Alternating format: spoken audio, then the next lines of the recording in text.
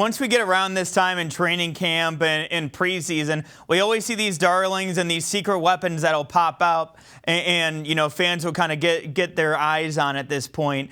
Who are some guys that you see as some secret weapons to kind of keep an eye out for, in this preseason? Perrion Winfrey. But yeah, Perrion Winfrey would be one of these guys I think is going to be a secret weapon to look out for. But AJ Green III is somebody I really want to focus on because I don't think a lot of people talk about him.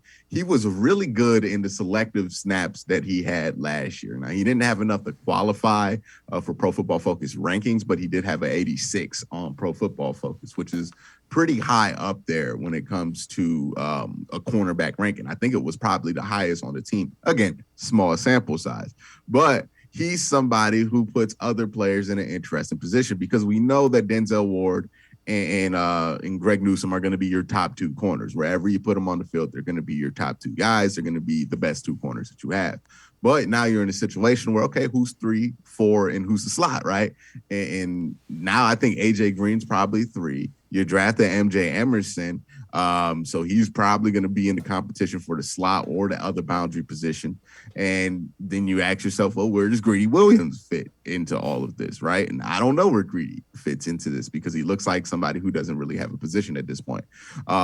So, yeah, I think AJ Green III is somebody to watch in camp because he did show an impressive sample last year.